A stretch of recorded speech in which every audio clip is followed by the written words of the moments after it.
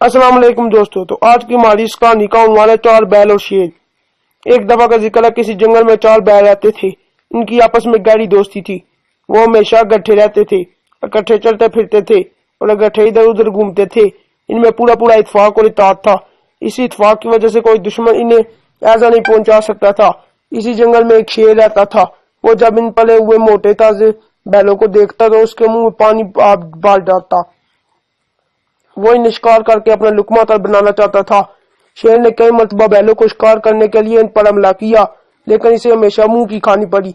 चारों बैल यकजा होकर शेर का मुकाबला करते और इसे भागने पर मजबूर कर देते। इसी तरह शेर भी बात होकर रह गया। शेर ने सोचा कि ऐसी कौन सी तदबीर इख्तियार की जाए कि बैलों का शिकार करके इन्हें अपना लुकमा तल बनाया जाए। इसी जंगल में एक लूमड़ी भी रहती थी। शेर जानता था कि लूमड़ी कारी में बहुत मशहूर है, जरूर कोई तदबीर बताएगी।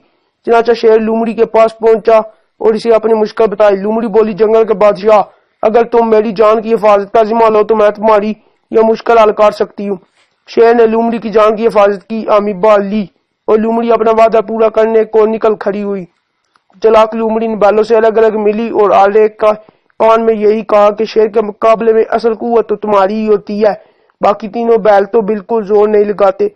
इसी तरह लूमड़ी के कान बढ़ने से चारों बैल एक दूसरे से बदजन हो गए। इनकी बाहमी मोहब्बत जाती रही। वो इत्तेफाक की बजाय फूट का शिकार हो गए। लूमड़ी अपने मकसद में कामयाब हो चुकी थी। बैलों में फूट डाल चकने के बाद लूमड़ी शेर के पास पहुंची और इसे ये खुशखबरी सुनाई कि अब तुम आसानी के साथ इन बैलों का शिकार कर सकते हो, क्योंकि अब इनमें इत्तेफाक और इत्तेहाद बाकी नहीं रहा। लूमड़ी की यह बात सुनकर शेर का दिल बाग बाग हो गया। अब वो इस मुकाम पर आया जहां वो चारों बैल रहते थे। इसने देखा कि बैल अलग अलग जंगल के मुख्तलिफ कोनों में चलते फिर रहे हैं। ये इसके लिए सुनहरी मौका था। शेर ने जब बैलों को यूं मुनशर देखा तो एक बैल पर भरपूर हमला कर दिया।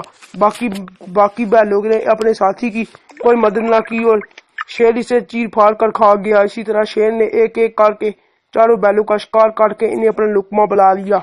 तो बच्चों, हमें इस कहानी से ये सबक हासिल होता है कि इत्तेफाक में बरकत है।